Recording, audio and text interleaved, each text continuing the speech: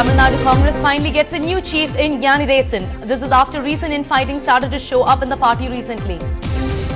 Lankan President Mahendra Rajapakse tells NDTV that the Navy has been stopped from taking Indian fishermen who accidentally stray out of their territory.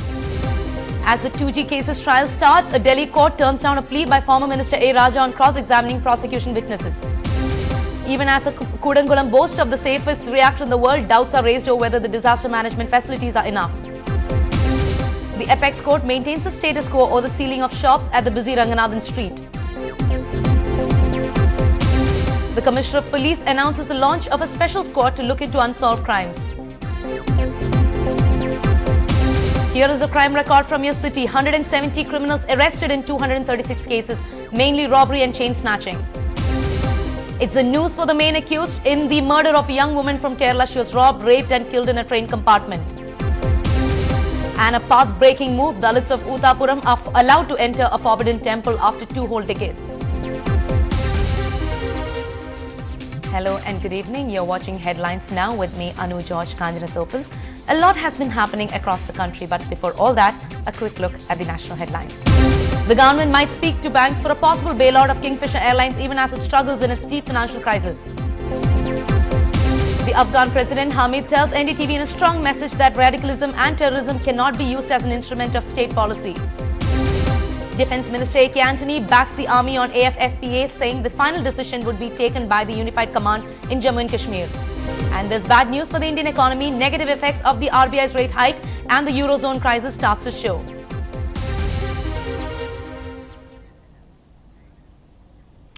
Mr. Gnanidesan has been appointed as the new Tamil Nadu Congress chief. This comes as an important development since it has been more than 5 months since the Tamil Nadu Congress Committee President K.V. Thangabalu sent in his resignation, owning moral responsibility for the party's drubbing in the recent assembly election. But then, his resignation had not been accepted.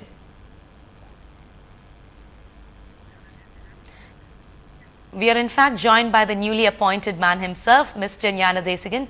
Sir, first off, congratulations. You were one of the main names for the post. Did you expect this?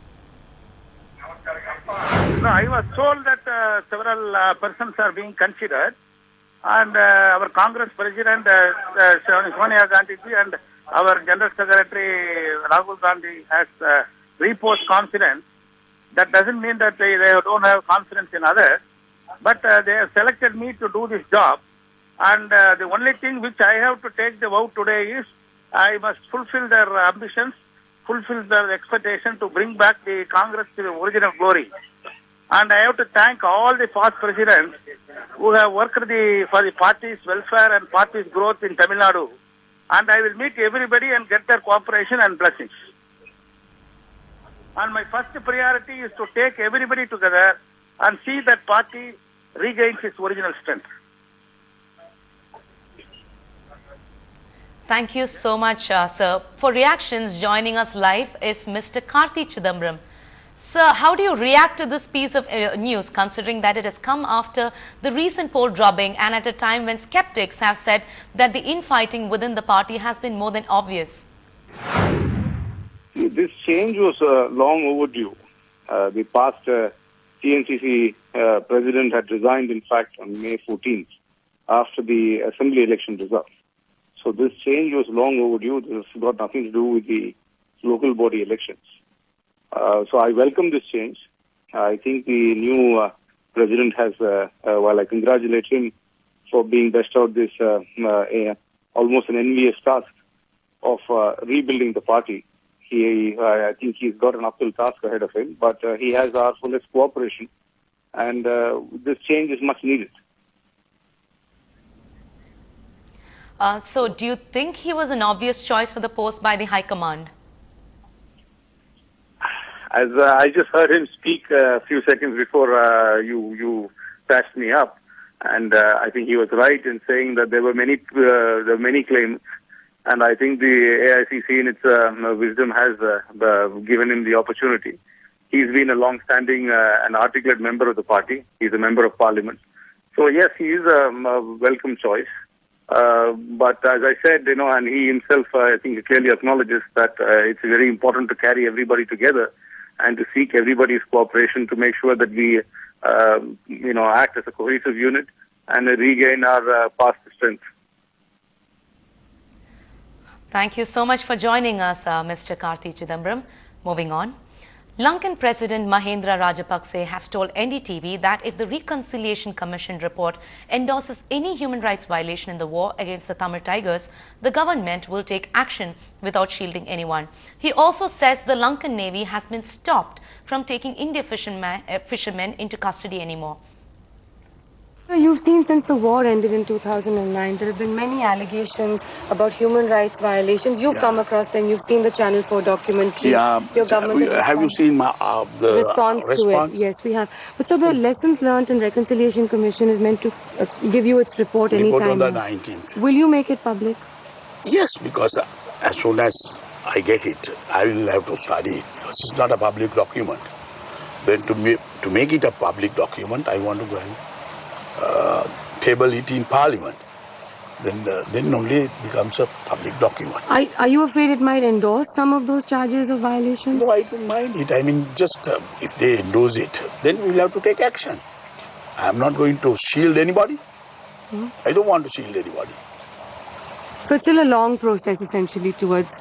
It's a continuing process, it's on, but it's not over yet. Everybody is talking about the last 10 days. Right. But for last 30 years, no one talks. Right. Because for 30 years, what happened? How many people died? How many Tamil political leaders have died? Right.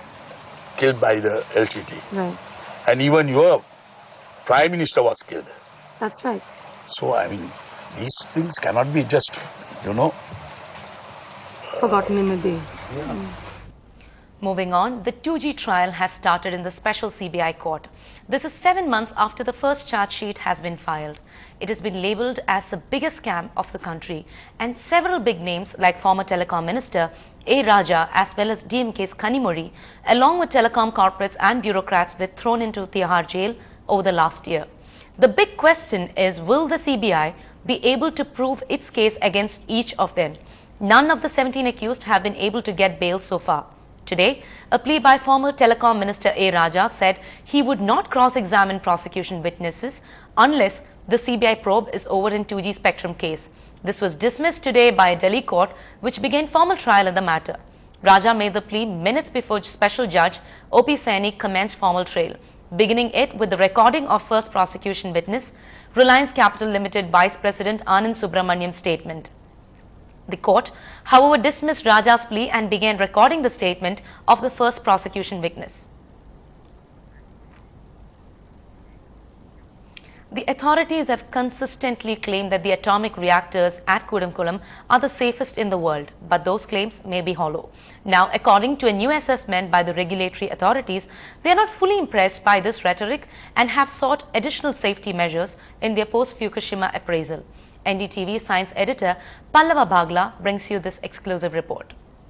We do accept that there were certain minor gaps in our outreach in communicating to the public when we are trying to do the commissioning of this work. Actually, the gap what we found was that when they were mentioning about the noise coming out from the safety relief while testing onto that, we really feel sorry that we could not communicate to them when we are trying to do this test. And we will definitely take this as a learning point for us, and we'll communicate in future these type of events which is there, which will try to create a little bit of inconvenience whatsoever. If it is there, we'll communicate to them what we are trying to do that basically. And definitely it's a really learning point for us, a small learning point, and we'll be correcting it. Actually. Are you taking some technological measures of muffling the sound?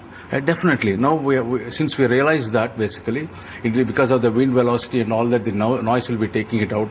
So wherever the walls, the steam is going to let out to the atmosphere there.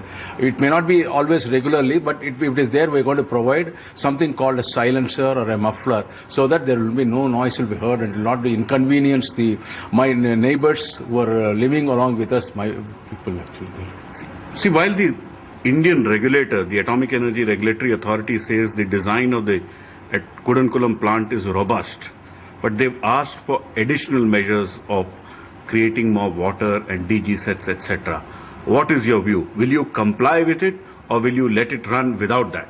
No. See, basically our culture in the nuclear park operation in the Kudankulam has always been to accept what regulator says there basically and try to comply with this. There we consider them as an experts. Then we do follow their recommendations and whatever recommendations like an additional water source and then an additional diesel generator, that is a mobile diesel generator. We will try to provide with them, and we already made a roadmap for providing them for this particular units actually. So whatever the regulator requires, you will comply with it to make the plant safer. Is that what you're trying to do? No. The plant, see, as far as we are concerned, the plant is already safe, and the regulator also says the plant has got the most safety features. But probably they have analyzed a little bit onto that and trying to give you a enhanced defense in depth and enhanced safety features for these two additional requirements for a station blackout, which is not possible for this in the reactor. But still, considering a station blackout, these are the things which are required that they went there basically there. Back to news in the city. There is no immediate relief from the Supreme Court for the shop owners at T Nagar Market and Chennai. However, there will not be any further sealing of shops at the busy Ranganathan Street in Chennai. Supreme Court orders status quo on T Nagar sealing after hearing the petition by Ranganathan Street Merchants Association against the sealing and closure of shops in T Nagar. To give you a brief background, the petition was filed against the interim order of the Madras High Court declining relief to the shop owners after the Chennai Corporation sealed 21 buildings. The CMDA had sealed 6 buildings on the 31st of October. As a result, not only the owners but also thousands of employees were rendered jobless. The Chennai Commissioner of Police met the media today and he announced the launch of a specialized homicide squad. The specialized homicide squad will shortly be set up at Chennai Police Commissioner's office in Egmore.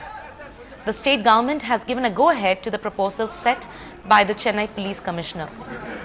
Talking to the media city top cop J.K. Tripathi, he told that the specialized unit is set to investigate homicide and will be a part of Central Crime Branch of Chennai City Police.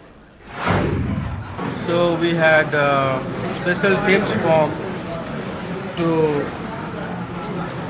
detect the pending crimes, particularly the snatchings, robberies, housebreakings, cheatings, attempts on diversion.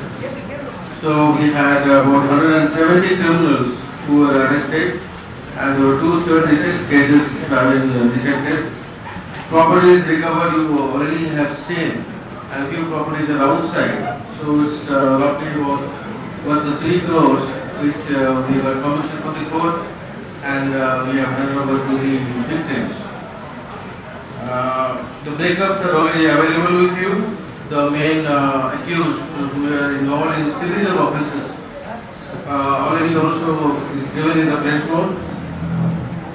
We have detained a few of them and we are in the process of detaining few more active criminals. And so far we have detained this year about 605 people of the Gunda Act. Anything that you want to know more, you are free to ask questions.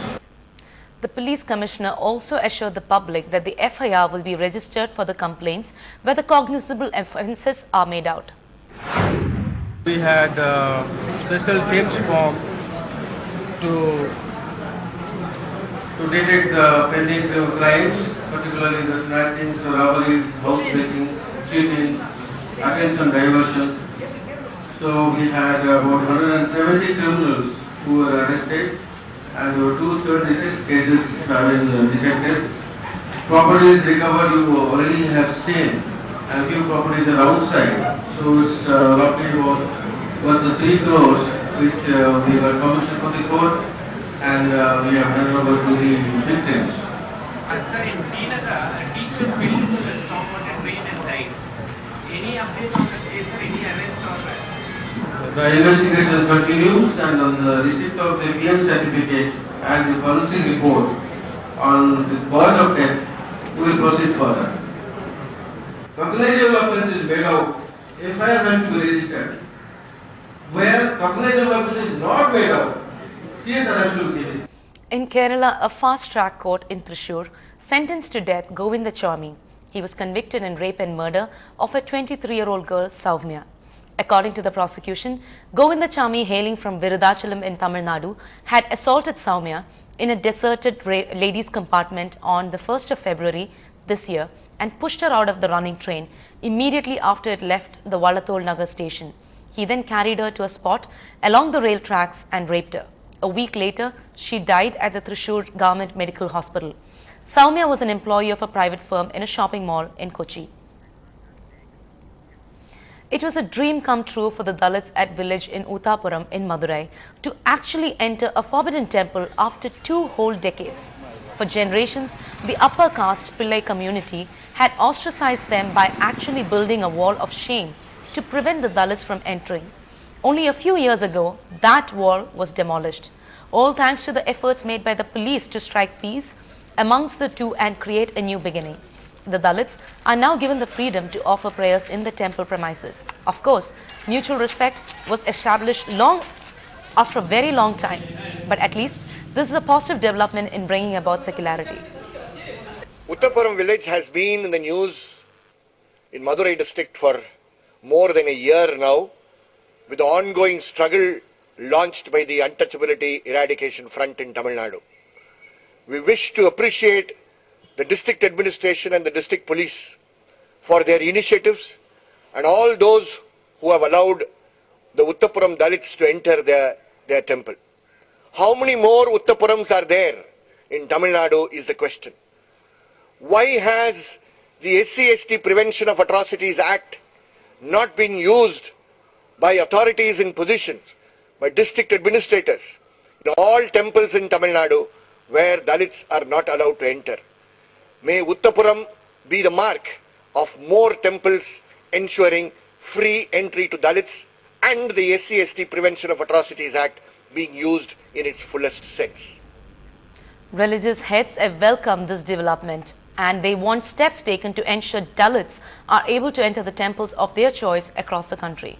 We welcome wholeheartedly the entrance of Dalits into the Uttapuram temple.